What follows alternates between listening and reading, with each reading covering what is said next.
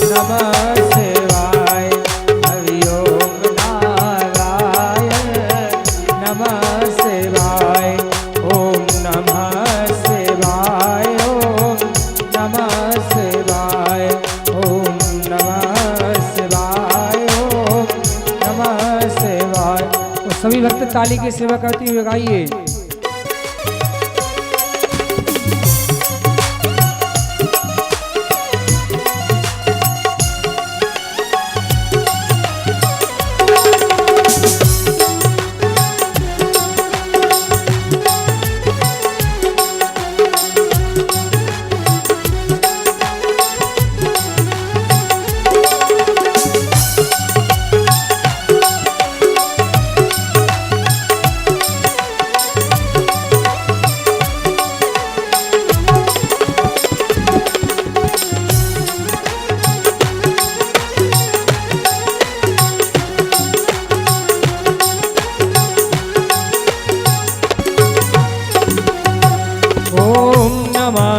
शिवाय। ओम नमः शिवाय। ओम नमः शिवाय। ओम नमः शिवाय। हरि ओम नारायण नमः शिवाय। हरि ओम नारायण नमः शिवाय। हरि ओम नारायण नमः शिवाय।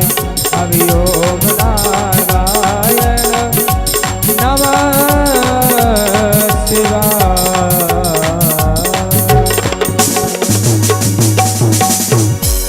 शंकर भगवान की जय। महाराज हम और आपने भगवान का सुंदर भजन किया, भोले बाबा को बुला लिया, भोले बाबा को विराजमान किया। अब वही भोले बैठकर आपको कथा सुनाएंगे। महाराज आप लोग भजन करते हो, वैसे गांव तो बहुत ही अच्छा है, भजनानंदी है, प्रेम है कथा के प्रति आप लोगों का, लेकिन आप लोग ना तो तालियां बजाते हो, है ना जयकारा लगाते हो और ना ही हाथ उठाते हो।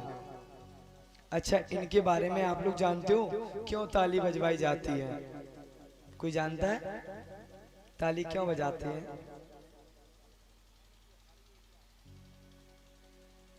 ताली क्यों बजाई जाती है?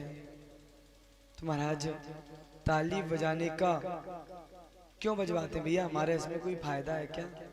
भोले बाबा का फायदा है? किसी का फायदा है क्या इसमें? नहीं ना, आप लोगों का ही फायदा है। अच्छा ये बताओ, आप लोग किसी पंडित जी के पास जाते हो, महाराज जी हमारा हाथ देख दो, कौन से ग्रह हमें परेशान कर रहे हैं, कौन से ग्रह परेशान कर रहे हैं, हाथ देख दो। इसको हाथ दिखाया, उसने राहु बताया, दूसरे पंडित जी को दिखाया, उन्होंने केतु बताया, किसी को दिखाया और पंडित जी को तो उन्होंने 7.5 ही बता दिया। बैठे तो हाथ में ही है, इसलिए बताया। तो बोले इनको मिटाने क्या, महाराज जी से ही पूछ लेते हैं, महाराज जी इनको मिटाने का कोई दोष है? महाराज जी ने कह दिया, भैया 10,000, 20,000, 50,000 रुपए खर्च होंगे तब जाके आए हटेंगे। तो आप लोगों ने सोचा इतने में इनको हटाएंगे, इतने में तो आधी जीवन बिता लेंगे, काय को हटवा, है ना? तो भाई इनको हटाने के लिए भगवान ने कथा क्यों रखा कि भाई पंडाल के नीचे आओ? भाई घर पे बैठ के भी कर सकते हो, आप लोग भी इतने ज्ञानवान हो कि घर पे बैठकर कथा कर सकते हो, इतने ज्ञानवान हो आप लोग भी, लेकिन पंडाल में आने का महत्व भी क्या है? क्यों पंडाल में बुलाया जाता है? तो महाराज कहते हैं ताली बजाने से, आप जो पंडाल में आए हो यहाँ बैठकर आप ताली बजाओगे, आपकी जिसकी रेखा में किसी में शनि होगा, किसी में राहु होगा, किसी में केतु होगा, वह महाराज मिट जाएगा। ताली बजाने से कोई ग्रह आपके महाराज के ताली बजाते हैं ना, जो रेखाएं होती हैं राहु की केतु की, वह रेखाएं ताली बजाने से मिट जाती हैं। जब महाराज शनि देव का आए, उन्हें न्याय के देवता बनाया गया, तो भोले बाबा ने उनसे एक वचन मांगा था। बोले मैं भोले शनि तुमसे कहता हूँ कि मेरा भक्त मेरी कथा में, मेरे भजन में बैठकर अगर ताली बजाएगा तो तुम उसके जीवन से निकल जाओगे। शनि कहते हैं हाँ मैं जीवन से तो निकल जाऊंगा, पर वो जब ताली बजाएगा तब ही निकलेंगे, जब तक उसके ऊपर ही विराजमान रहेंगे। इसलिए महाराज कथा में आप लोगों से बार बार निवेदन करते हैं कि आप लोग ताली अवश्य बजाएं। ताली बजाने का बहुत बड़ा महत्व है, आपके जीवन के लिए ही है, हमारे लिए नहीं है कि पंडित जी को कोई भी शौक लगता है। आप लोगों के लिए ताली बजाना है। भगवान ने इसीलिए ये हाथ दिए हैं कि बैठकर भजन करो, है ना। वो कीर्तन भी है कि भजन करो मस्त जवानी में बुढ़ापा किसने देखा है। तो बोले भगवान का भजन है, बोले महाराज करते रहो, ताली बजाओ, जिससे आपके जीवन में, आपके घर पर जो संकट आने वाला है, आप महाराज कथा में बैठे हो और कथा में बैठकर आप ताली बजा रहे हो, तो आपके घर का संकट भी कट रहा है। संकट काटने वाला मात्र एक भगवान शंकर ही है ना। किसी की मृत्यु आ जाती है तो लोग क्या कहते हैं, कोई कहता है कि भागवत करा लो, कहता है कोई, नहीं कहता ना।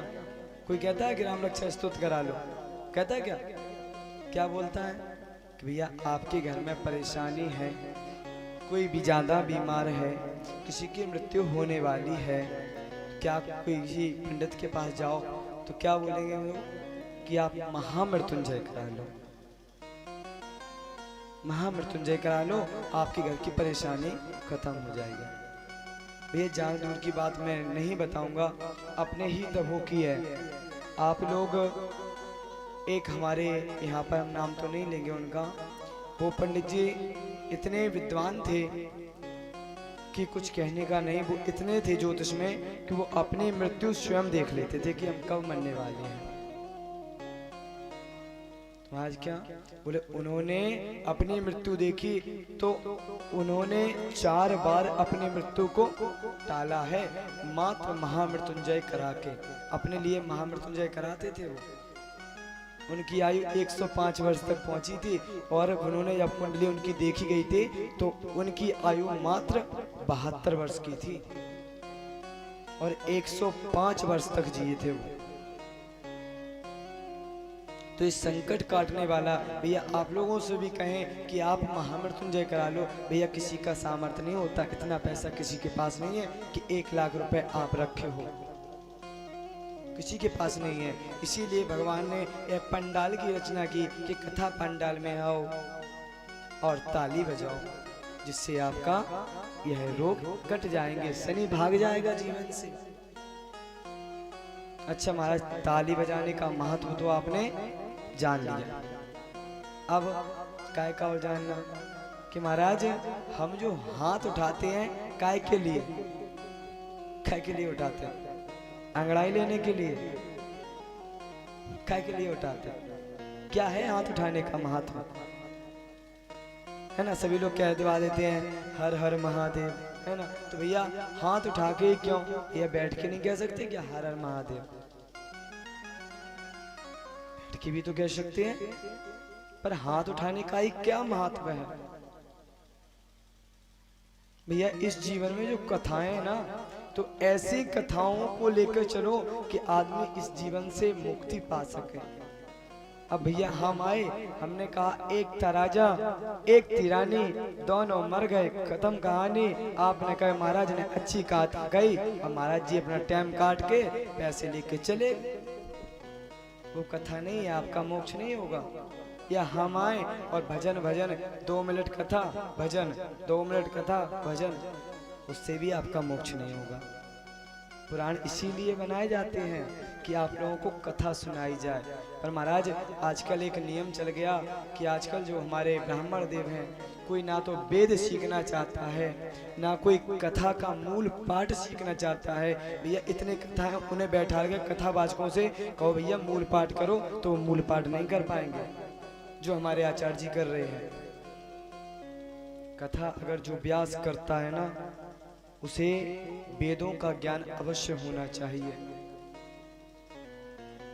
वेदों का ज्ञान अवश्य होना चाहिए महाराज। और आजकल सभी से हाथ जोड़कर निवेदन है कि आप लोगों से, कि आप लोग ना, जो भाई बात बुरी जरूर लगेगी कि महाराज ऐसे बोल रहे हैं, लेकिन जो सत्य है हम सत्य की ही बात आप लोगों से करेंगे व्यास मंच से। हमारे गुरुजी ने कभी ये नहीं सिखाया कि छल कपट, हमारे गुरुजी ने कहा जो कथा में है वही सुनाओ। यहाँ वहाँ की बात है तो सभी सुना लेते हैं। आपको अवश्य बुरी लगेगी ये बात कि महाराज आजकल जाना देवियों जी का चलावा चल रहा है। जो कोई देखो बोले फलानी देवी जी आई, ढिकानी देवी जी आई। भैया आप लोग उनको बैठा ले हो, आप लोगों को क्या पता है कि वह पवित्र हैं, वैष्णव हैं, पवित्र हैं? आप लोगों को पता है क्या उनको बारे में? कुछ नहीं पता। कथा कर रही हैं फिर भी आप लोगों को नहीं पता। तो महाराज आज भी भागवत में श्लोक है, शतपथ ग्रंथ में श्लोक है, प्रमाण सहित बात आप लोग उठा कर देख लेना। मैं ऐसी बात नहीं करूंगा कि आप लोगों को दिल को ठेस पहुंचे, लेकिन जो बात कहूंगा आपके मोक्ष के लिए करूंगा। कैसे? बोले महाराज शतपथ ग्रंथ में श्लोक आया है कि स्त्री मुखाद धर्म मीमांसः या शृणोति दुरात्मना किम तेन कृतं वै पापम ब्रह्मा गुरुतल्पगः। बोले महाराज कैसा? बोले स्त्री के मुख से जो धर्म की व्याख्या को श्रवण करता है, या जो स्त्री आश्रम चला रही है, उसके बोले कथा सुनने से कौन से पाप लगते हैं? कृतम भी पापम। कौन से वो पाप है महाराज? कौन कौन से पाप आपको लगते हैं? कौन कौन से पाप आपको मोक्ष के राह पर नहीं ले जाने देते? भैया आज से पहले क्या माताएं विद्वान नहीं थी? अनसुईया माता विद्वान नहीं थी? आप ही लोगों से पूछ रहे हैं भैया, हमारे से ज्यादा आप लोगों की आयु है, आप लोग हमसे ज्यादा ज्ञानवान हो, लेकिन क्या आज से पहले वो माताएं कथा क्यों नहीं करती थी? उनका क्या उनको ज्ञान नहीं था? आज की देवी जियों को ज्ञान है। उनसे एक श्लोक बोलवाइए, एक श्लोक बोल दे, मान जाएंगे शुद्ध। भागवत क्या है? भागवत पंचम वेद है, और वेदों का अधिकार उससे होता है जिसके वक्ष स्थल पर जनेऊ विराजमान रहता है, जो यज्ञोपवीत को धारण कर रखा है महाराज, उसे अधिकार है। लेकिन आजकल क्या है, लोग देवियों जी को ज्यादा बुलाते हैं। तो महाराज क्या बोला? बोले महाराज किम तेन कृतम वै पापम। बोले कौन से महापाप लगते हैं महाराज, यह भी तो बताइए। तो बताया क्या?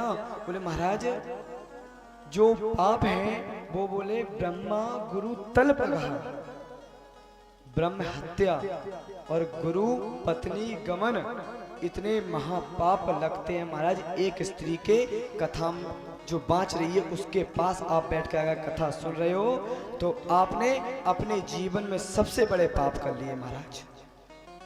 मैंने अपनी तरफ से नहीं कहा, श्लोक सहित प्रमाण दे रहा हूं, श्लोक सहित प्रमाण दे रहा हूं, अपनी तरफ से नहीं कह रहा हूं। हमारे यहाँ पर एक पंडित जी हैं, उन्होंने भी सभी ब्राह्मणों को दिया था। बोले दबो के जितने ब्राह्मण हैं आके हमसे शब्दार्थ करें कि स्त्री अगर रजस्वलाभी है फिर भी वह मंदिर पर जा सकती है, बोले पूजा कर सकती है। वो मीडिया पे भी बात बहुत फैली थी, बोले पूजा कर सकती है, वो भी व्यास मंच पे बैठ सकती है। बोले वो 3 दिन इसलिए पूजा नहीं करती क्योंकि उसको बोले महाराज थक जाती है, 3 दिन के लिए रेस्ट देते हैं। ये कहना था महाराज का। और किसी भी ब्राह्मण के अंदर बोले सामर्थ्य हो तो आकर हमसे शब्दार्थ करे। हमने दबो में बहुत ब्राह्मणों से कहा, हमने भैया चाचा जी अंकल जी जो जो लगते हैं सभी को पास गए, लेकिन किसी ने नहीं सुनी हमारी। हम पढ़ के वृंदावन से नए नए आए थे, तो आज हमने वहाँ पर हमारे जो पूजनीय महाराज श्याम सुंदर पारासर जी हैं, उनके ही साथ एक भैया रहते हैं जिनको मैंने वो मीडिया भी बात भेजी, राजेंद्र दास जी महाराज को भी भेजी। राजेंद्र दास जी महाराज ने देखा तो उन्होंने हमको बताया, बोले बेटा आप जाओ, जो आपको आता है वह बता के आओ। उन्होंने आपको चैलेंज दिया और हमारे गुरु जी का कहना है कि जहाँ पर व्यास मंच पर, बोले महाराज आजकल क्या चल रहा है, क्या चल रहा है ना, जाना है ना, क्या चल रहा है आजकल, बोले महाराज आजकल व्यास बैठ गए और ऐसे ऐसे झूलने लगे, है ना। व्यास मंच पे कभी झूलना नहीं चाहिए। महाराज पहले क्या कहते थे माताओं से कि भैया अपने बालों को बांध के रखो, जो आपके बाल है ना, बोले बांध के रखो, बोले बांधने से घर में लक्ष्मी आती है। बाल कब खोले जाते थे, जब महाराज कोप भवन में कौन गई थी, कोप भवन में कौन गई थी, कैकेयी माता। जब उन्होंने बाल फकेर कर बैठ गए और महाराज देखना जहां जहां बाल खुले होंगे और जिसने बाल पकड़े होंगे वह उसका तो विध्वंस हो गया होगा। महाराज एक नहीं 3 प्रमाण देंगे आपको। पहला, दुशासन ने किसके बाल पकड़े थे, द्रौपदी के पकड़े थे ना, क्या हुआ था, विध्वंस। रावण ने सीता माता के बालों को पकड़ा, क्या हुआ, विध्वंस। और महाराज जो स्त्री बालों को खोलती है वह महाराज अपने घर में कभी लक्ष्मी नहीं रुका सकती। लेकिन आजकल फैशन जो चल गया, जो फैशन आजकल चल गया महाराज, बोले बाल से अच्छे लगते हैं महाराज। भैया माताओं की तो छोड़ो, बड़े बड़े व्यास भी होने वाले हैं भैया, ज्यादा किसी की क्या कहें। हमने भी थोड़े बार रखा लिए थे कुछ समय के लिए। हमारे गुरुजी ने कहा बेटा अब भगवान ने गलती की। हमने गुरुदेव कैसी, बोले आपको ना लड़की ही बनाना था, बोले 100 के बार रखने का था, इससे अच्छा था वो लड़की बन जाते। तो आजकल व्यासों में है ना, बोले बैठ गए और बोले ऐसे ऐसे ऐसे है ना करने बैठ गए। तो बोले व्यास मंच पे कभी हल्ला डुल्ला नहीं चाहिए। बालों का बोले महाराज बहुत बुरा प्रभाव पड़ता है। जो स्त्री बालों को शाम के समय खोलती है बहुत ज्यादा प्रभाव पड़ता है महाराज। और हमारे वो पंडित जी का कहना था, बोले स्त्री कैसी भी हो भगवान की पूजा हमेशा कर सकती है, हमेशा कर सकती है। महाराज आप लोग सोचो कि हमारी कथा आजकल जो बच्चे हैं ना, बोले उनके प्रति हो कि महाराज वो कौन कौन से भजन चल गए, हमको तो आते भी नहीं है। बोले वो एक उस पे चल गया कि मुन्नी के कौन कौन क्या क्या है जे, तो महाराज उन पे कई भजन चल रहे हैं, तो वो भजन हमको तो आते नहीं। और आजकल की जनरेशन है ना, उसको क्या ऐसे बोले महाराज अगर 4 चुटकुले सुना देना तो महाराज बड़े अच्छे हैं। और महाराज लगे इस लोग अरे महाराज हम कछुना आता जाने काका बका तरह। हमने गुरुजी से कहा, हमने गुरुजी वो पंडित जी का ये कहना है।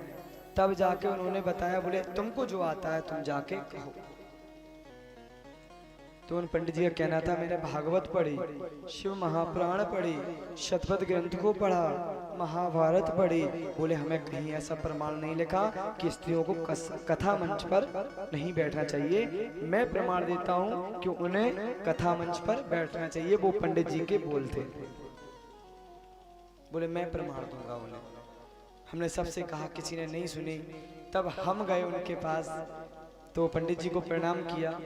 बोले आइए पंडित जी बताइए कैसे आना हुआ। मैंने भैया जो आपके शब्द थे ना वह शब्द अच्छे नहीं लगे, और आपने कहा प्रमाण, तो हमने कहा हम तो क्या है भाई शिष्य रूप में आए हैं, बैठाल के हमने हमको भी ज्ञान दे दो।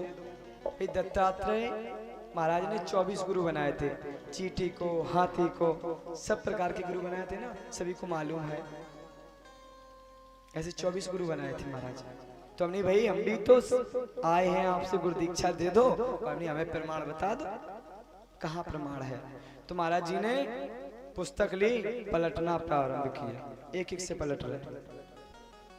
और महाराज जब पलटा, हमने महाराज जी कहाँ हैं? बोले इसमें तो नहीं है। हमने नहीं, फिर भी बता दो। आपने और भी चीजें पढ़ी हैं तो और चीज़ों के बारे में बताया, उसमें भी नहीं निकला, क्योंकि इसमें भी अगर आप पूछना कि शिव महापुराण में कितने संवाद हैं तो कोई बता दे तो मान जाएंगे। शिव महापुराण में संवाद कौन है, कौन से देव या किसको कथा सुना रहे हैं, कौन से देव किसको कथा सुना रहे हैं, इसके बारे में अगर कोई जानता हो तो बताओ। तो बोले हमने शिव महापुराण पढ़ी। हमने भैया उसको तो मैंने भी पढ़ा, मैं भी करता हूँ भाई, हमने आपसे ज्यादा विद्वान नहीं हूँ क्योंकि आपने इतने बड़े बड़े प्रमाण ढूंढ रखे हैं, तो मैं तो एक छोटा सा, मेरी आयु उस समय लगभग 17 वर्ष की रही होगी, अभी मैं 21 का हूँ। तो मैंने उनसे 3 साल 4 साल पहले की बात की है। तो महाराज हमने उनसे कहा, हमने आप प्रमाण हमको दो, तो उनने हर प्रकार का, तो उन्होंने क्या दिया, बोले मैंने महाभारत पढ़ी, हमने प्रमाण, बोले अगर आपको पता हो महाराज जी कि द्रौपदी रजस्वला थी, द्रौपदी रजस्वला थी, फिर भी उन्होंने भगवान को बुलाया, भगवान आए कि नहीं आए, हमने बिल्कुल आए। तो बोले महाराज प्रमाण हुआ कि नहीं हुआ, नहीं हुआ। क्यों नहीं हुआ, क्यों प्रमाण वो होता है हमें जो लिखित में मिल जाए। बोले लिखा है, हमें तो ये बताइए महाभारत में क्या द्रौपदी ने भगवान को व्यास मंच पर बैठ के चिल्लाया था या मंदिर में जाके चिल्लाया था, क्यों पुकारा था भगवान को। हमें जब एक माता संकट में होती है, गर्भ से होती है, तो भगवान को अवश्य पुकारती है और भगवान उसकी सुनते भी है। तो ये वो भी आपका प्रमाण नहीं रहा। तो बोले हमने हाथ उठा दिए, हमने जब आपने हाथ उठा दिए तो महाराज जी अब हम क्या कह सकते हैं। बोले नहीं अब आप प्रमाण दो हमको, हमने प्रमाण अब हमसे ले लो। तो भैया आप लोगों ने भागवत सबने सुनी रखी है, तो उसमें बताया कि वक्ता कैसा होना चाहिए, बताया ना वक्ता कैसा होना चाहिए, पता है किसी को? जो वक्ता होता है किस प्रकार का वक्ता होना चाहिए। कथाओं में आप लोग बुला लेते हो ना, बोले वो देवी जी को बुला लो अच्छी कथा करते हैं, भैया उनका कहीं लेख है क्या? लेख हो तो हमको बताओ, कहाँ लेख है? तो उसमें क्या बोला, बोले विरक्तो वैष्णवो विप्रो वेद शास्त्र विशोधिकृत दृष्टांत कुशलो धीरो वक्ता कार्यो। बोले कैसे होना चाहिए वक्ता? बोले महाराज विरक्त, विरक्त होना चाहिए। भैया विरक्त, तो भैया विरक्त क्या उसे कहते हैं? भैया बड़ी बड़ी दाढ़ी रखा ली, चोला रंग लिया, क्या उसे विरक्त कहते हैं? उसे विरक्ति नहीं कहते। भैया किसी ने कहा कि मन हुआ संत जी का कि विवाह कर लें, तो उन्होंने विवाह के लिए बड़े चिकने होकर पहुंच गए, विवाह करा लिया, और फिर कुछ दिन बाद बोले यार इससे अच्छा तो विरक्ता ही अच्छा था, फिर दाढ़ी रखा ली। तुम्हारी इसे विरक्ति नहीं कहते हैं। या हमारे संत हैं भगवान का भजन कर नहीं रहे हैं, और क्या बोले माया मुंह में फंसी है, बोले इससे पैसा खींचो, इससे पैसा खींचो और इससे आश्रम खड़ा करो। कहावत है ना महाराज, बोले आश्रम किसका है? तो बोले त्यागी जी का। त्यागी जी हो भैया तो काय का आश्रम? बोले बच्चे किसके हैं? बोले ब्रह्मचारी जी के, बस नाम के हैं भैया। बोले बच्चे किसके हैं? बोले ब्रह्मचारी जी के। तो ये पाखंड मचा हुआ है, इसलिए भागवत में बोला है भी गया कि पाखंड निर्तो संतो विरक्तो सा परिग्रह। बोले महाराज जहां देखो तहां पाखंड मचा हुआ है। तो उसमें बताया कि जिसने विरक्त कैसा होना चाहिए, बोले जिन्होंने अपनी 11 इंद्रियों पर काबू कर लिया। अच्छा 11 इंद्रियां कौन कौन सी होती हैं? जो 11 इंद्रियां हैं जिससे मनुष्य जीवित है, वह 11 इंद्रियां कौन कौन सी हैं? किसी को मालूम है? 11 इंद्रियां कौन है वो? तुम्हारे बताया, बोले 5 कर्म इंद्रियां और 5 ज्ञान इंद्रियां, और 11वीं क्या है? बोले मन, ये भी एक इंद्री है। इस प्रकार 11 इंद्रियों को मिलाकर महाराज इस शरीर की रचना की गई। इस प्रकार तो महाराज जिन्होंने अपने इंद्रियों पे काबू कर लिया, महाराज वही विरक्त है, वही विरक्त है। आप लोग विरक्त बन सकते हो, आपने अपने मन पर काबू कर लिया, बोले हमें भजन करना है तो भजन करना है, आप लोग ही विरक्त हो। तो बोले महाराज, हमने कहा बोले स्त्री भी विरक्त हो जाती हैं, तो हमने स्त्री विरक्त हो जाती हैं, आप ही भैया बताओ, आप सब दादा माता बहनें सभी लोग यहाँ पर विराजमान हैं, ये बताइए क्या स्त्री कभी कुंवारी रही है? हाँ ना में उत्तर दीजिए। स्त्री कभी कुंवारी रही है? पृथ्वी माता भी कुंवारी नहीं रही, तो आजकल की कन्याओं को कुंवारी नहीं रहना चाहिए, क्योंकि पृथ्वी पर बोझ पड़ता है, बोझ पड़ता है महाराज। इसलिए हमने कि महाराज कन्या का जब तक विवाह ना हो तब तक तो वो और शूद्र के समान मानी जाती है, जब तक विवाह ना हो उसका तब तक महाराज। तो हमने कि महाराज आप इस बात को नहीं मान रहे तो आगे वाली बात पकड़ लो। तो उसमें क्या लिखा कि विरक्तो वैष्णवो, वैष्णव माने बोले महाराज जो 24 घंटे पवित्र रहे, 24 घंटे भगवान की पूजा कर सके। तो नहीं महाराज स्त्री महीने में ही जब रसलीला होती है तो उस समय वो पवित्र नहीं रहती, इसलिए 24 घंटे पवित्र नहीं है। आप यहाँ भी घटा लो, हमने कही तो वो वैष्णव भी नहीं है, उसे वैष्णव भी नहीं कह सकते। और अधिकार यहाँ किस किस का बता रहा है? बोले विरक्त होना चाहिए और वैष्णव होना चाहिए। बोले ऐसा थोड़ी होता है, कभी भी कर सकती है। चलो हमने ये भी मत मानो, फिर उसमें क्या बोला आगे कि विरक्तो वैष्णवो विप्रो, विप्र बोल रहे हैं महाराज। विप्र माने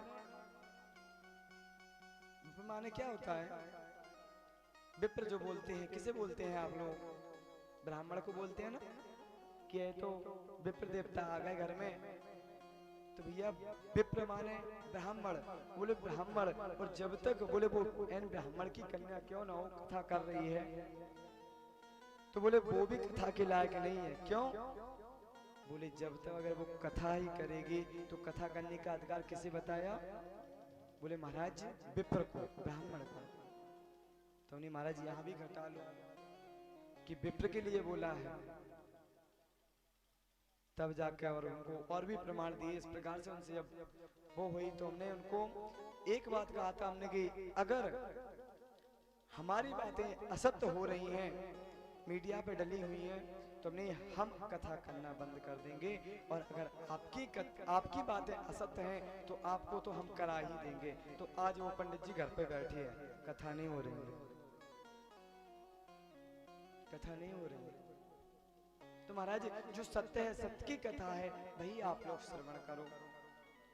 यहाँ वहाँ की बात में कुछ नहीं रखा, बोले पंडित जी ऐसे हैं, पंडित जी वैसे हैं, कुछ नहीं रखा महाराज।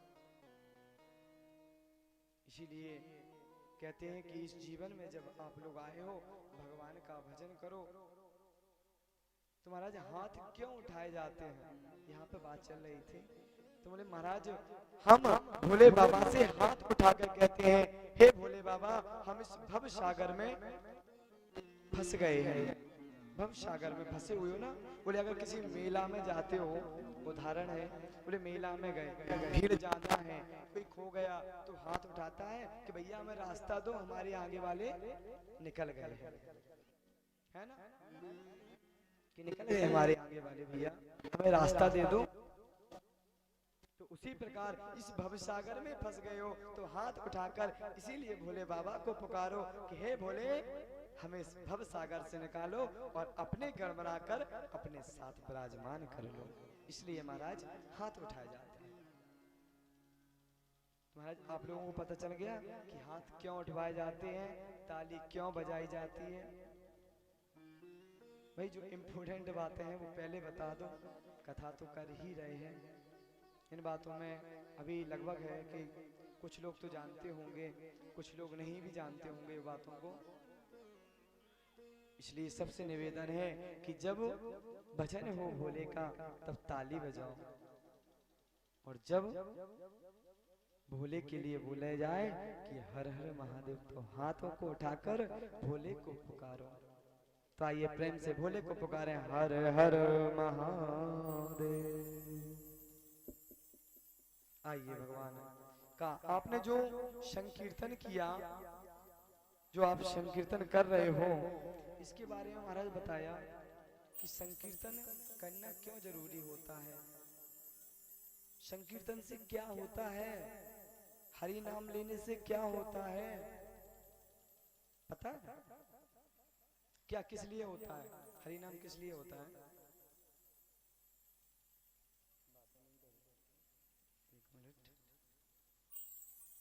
भैया, तो एक कथा में हरि नाम क्यों लिया जाता है, क्यों भैया हम अपने वर्ण देवताओं को बैठा लें, हरि नाम ले रहे हैं यजमान के लिए, आप लोग भी ले रहे हैं, क्यों लिया जाता है?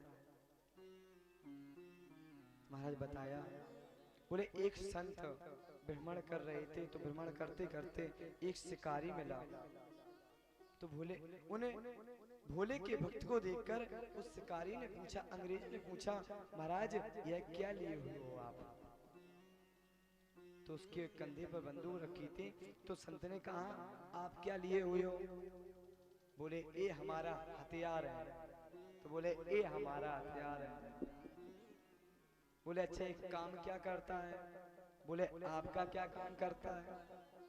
बोले उसने बंदूक ली, एक पक्षी बैठा हुआ था और निशाना लगाया, उस पक्षी को मार दिया उस अंग्रेज ने। बोले एक काम करता है हमारी बंदूक। संत गया, संत ने भजन की वह माला निकाली, पक्षी के ऊपर रख दी, जिससे वह पक्षी जीवित होकर उड़ने लगा। बोले एक काम हमारी यह माला करती है। इसलिए महाराज हरि नाम लेना परम आवश्यक है। इसलिए महाराज हरि नाम लेना चाहिए। इसीलिए सभी से निवेदन है कि हमारे भोले का जो भजन करता है, भोले को जितना भी मानता है, उसे भोले भी उतना मानते हैं। भोले कहते हैं ना, बोले एक कदम चल के तो देखो, अगर तुम्हारे लिए कुबेर का खजाना ना खोल दो तो कहना। इसलिए महाराज कहा जाता है कि हमें भोले का भजन अवश्य करना चाहिए। तो महाराज आइए दो क्षण हम भोले भगवान का भजन करते हैं, इसके बाद हम कथा में प्रवेश लेते हैं कि आज की कथा में आगे और क्या है। आइए दो क्षण भगवान नाम संकीर्तन। बोले शंकर भगवान की जय।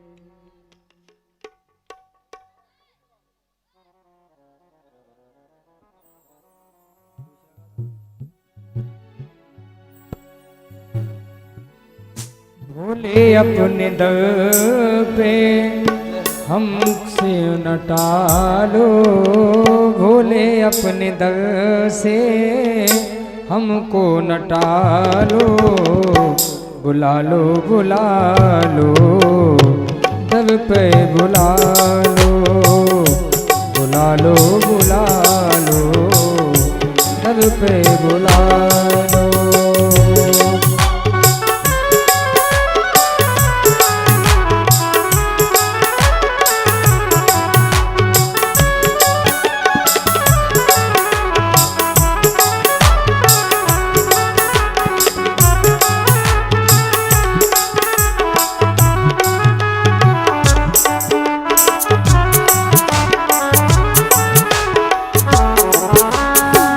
खाली न जाता कोई दर से तुम्हारे, द्वारे खड़ा हूँ मैं बाहें पसारे। खाली न जाता कोई दर पे तुम्हारे, द्वारे खड़ा हूँ मैं बाहें पसारे। चरणों की सेवा में लगा लो चरणों की सेवा में लगा लो तेरा जा रहा हूँ, उठा लो प्रभु अपने दर से अब तो न टालो, तेरा जा रहा हूँ, उठा लो उठा लो।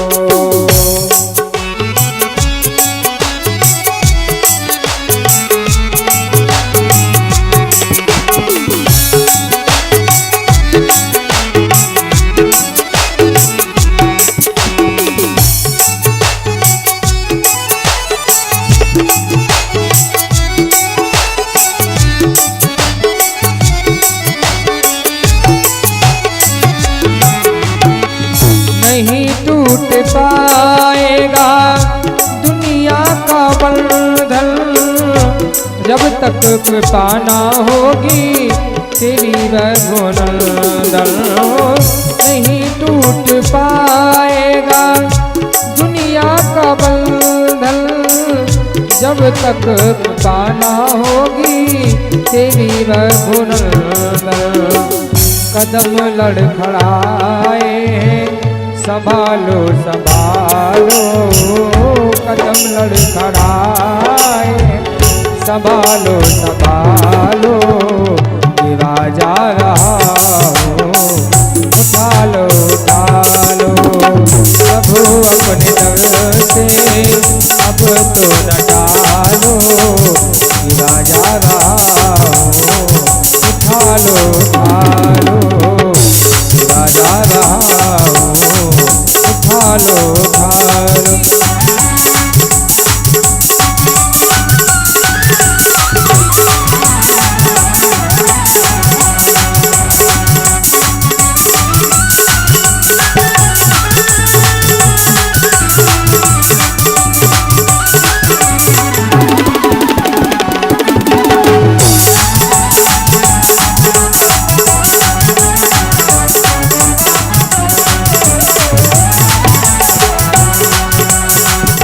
अगर था हटाना तो फिर क्यों बुलाया, सोते ही रहने देते क्यों है जगाया। अगर था हटाना तो फिर क्यों बुलाया, सोते ही रहने देते काहे जगाया।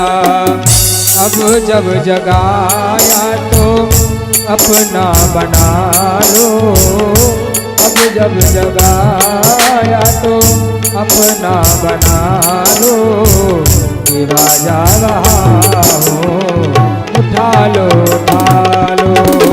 प्रभु अपने दर से अब तो न टालो, गिरा जा रहा हूँ उठा लो उठा लो, गिरा जा रहा हूँ उठा लो उठा लो, गिरा जा रहा हूँ उठा लो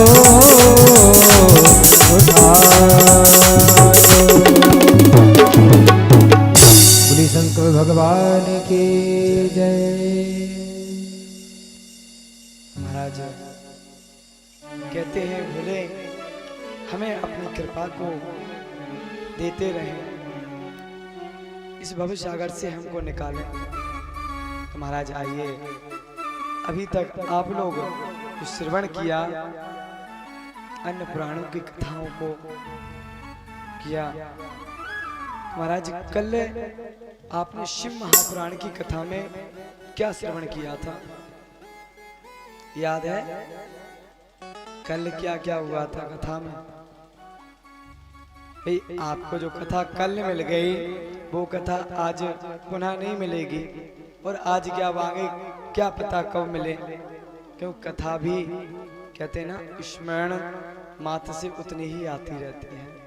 जो भोले बुलवा दें वही बोल पाते हैं, जाना तो बोल नहीं पाते।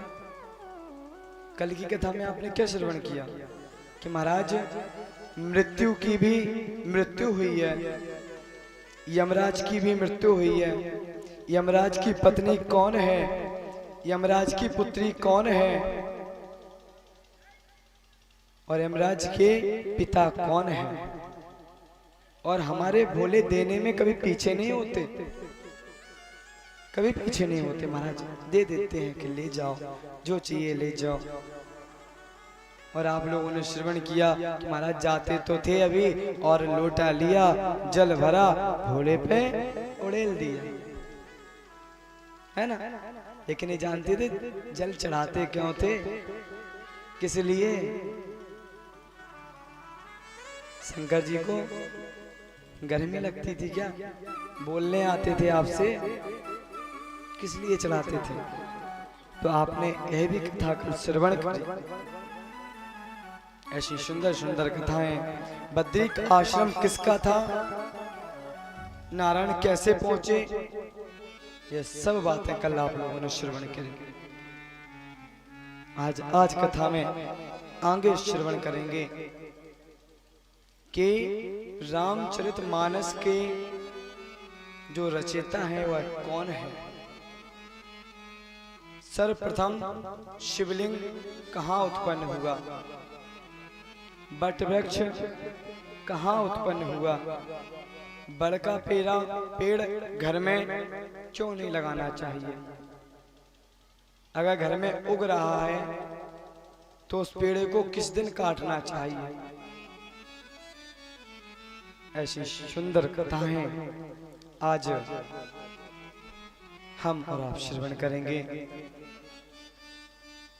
तो महाराज कहते हैं कि सारे पुण्य आपके समाप्त हो जाएंगे, जितने भी पुण्य हैं सारे समाप्त हो जाएंगे मरते मरते तक। बोले महाराज मैंने पुण्य किया, पुण्य क्यों समाप्त हो जाएंगे, कैसे हो जाएंगे, उसका प्रमाण दो। महाराज कहते हैं कि आपको यहाँ बैठा कर हमने कथा का श्रवण कराया, आप गए किसी से बोले, उसने आपसे क्रोध किया, आपने भी गाली देना प्रारंभ किया, तो ऐसे करते करते क्रोध के माध्यम से पुण्य चले जाते हैं, मरते मरते तक कुछ नहीं बचता। किसी को अपशब्द बोल दो, पुण्य खत्म, पुण्य खत्म महाराज, पुण्य नहीं रहेंगे। तो महाराज इसलिए कहते हैं शिव महापुराण की कथा कह रही है कि जो पुण्य है आप लोग अर्जन कर रहे हो, सारे पुण्य समाप्त हो जाएंगे, पर शिव महापुराण की कथा आप लोग श्रवण करोगे, यह आपको बोले इस भव सागर से तार देगी महाराज। कितना भी आप पुण्य इकट्ठा करो कि महाराज ऐसे कर लें, इसको करने से हमको एक चीज की प्राप्ति हो जाए। आप जाते हो ना भगवान के पास, और महाराज गए और क्या देखा, बोले महाराज चप्पल बाहर उतार दी, और क्या लेके, बोले महाराज चाल इलायची दाने, 2 अगरबत्ती है ना, 2 अगरबत्ती। और जैसे ही पहुंचने के बाद भगवान से पहुंच के अगरबत्ती जलाई, 4 इलायची दाने रखे। इलायची दाने खिलाने में क्या क्या बोल रहे हैं, हे भोले हमारे बच्चों को सुखी रखना, है ना, हमारे बच्चों को सुखी रखना, हमको खेती में इतना दे देना कि हमारा घर भर जाए, और हमारे पड़ोसी को तो थोड़ा भी मत देना।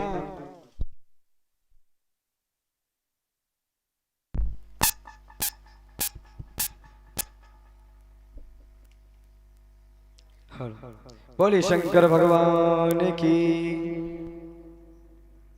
भैया कितने लोग बैठे या पंडाल में, आवाज तो आई नहीं रही। बोले शंकर भगवान की। महाराज बोले वहां पर इतना मांगा। अरे भैया एक बार एक युवक ने भोले बाबा का तप किया, और तप करके भोले बाबा से वर मांगा कि हमें इतना दो कि महाराज हमारे घर में बहुत कुछ हो जाए। अब वो क्यों मांग रहा था, बोले पड़ोसी को देख के कि इसके यहाँ पर इतना है। भोले बाबा भी जानते थे। तो भैया आजकल की जनरेशन है ना, बहुत चतुर हो गई है, हद से ज्यादा चतुर। कैसे, बोले महाराज भोले ने कहा कि जितना हम तुमको दोगे इससे 10 गुना तुम्हारे पड़ोसी को दे देंगे। बोले अच्छा ऐसा है, बोले हाँ ऐसा है। पत्नी के पास गए, पत्नी से कहा, बोले अच्छा भगवान उतना ही मांगना जितना, बोले नहीं अपन से जाना तो पड़ोसी के चला जाएगा। बोले अच्छा पड़ोसी के जाएगा, बोले हाँ पड़ोसी के जाएगा। तो महाराज आज पत्नी ने कहा कि हमें 100 ग्राम दाल दे दो, तो पड़ोसी क्या 1 किलो पहुंच गए। उसने ढूंढ के देखा, बोले हाँ इसके तो आ रही है। अच्छा, बोले अगले दिन मांगा, बोले हमारा घर बड़ा हो जाए, उसका 10 गुना बड़ा हो गया। फिर देखा, बोले हाँ इसका बड़ा हो रहा है, ठीक है अभी बोल देखते हैं। बोले हे भगवान हमारे पति पत्नी की एक एक आंख फूट जाए। पड़ोसी की दोनों फूट गई। बोले महाराज अब बोले अच्छा अभी जिंदा हो? बोले क्या मांगा? बोले हे भोलेनाथ हमारे घर के बाहर एक कुआं खुद जाए छोटा सा। पड़ोसी के बाहर बड़ा खुद गया, पड़ोसी गया गिर पड़ा मर गया, तो वही उसका घर भी ले लिया, है ना? ऐसा नहीं करना।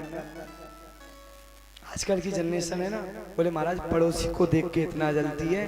अच्छा बोले इतना बढ़ गए, अभी आके फुड़वाते।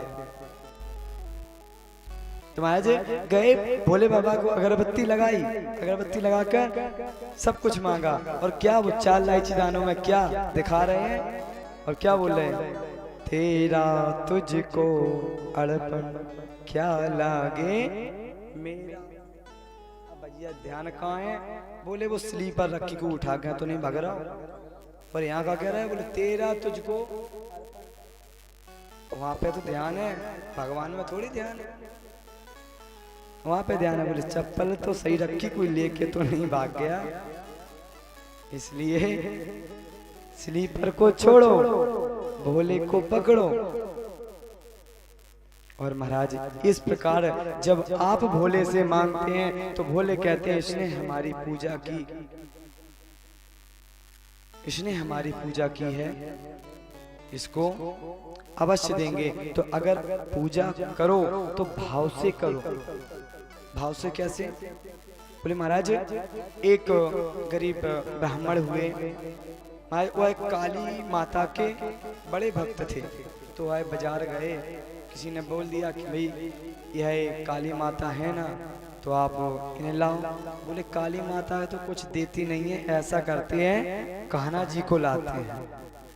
तो वह वृंदावन गया, कान्हा जी को लाया, और जैसे ही कान्हा जी को लाया और कान्हा जी को ला के रखा, और महाराज अब वह मांगना शुरू किया।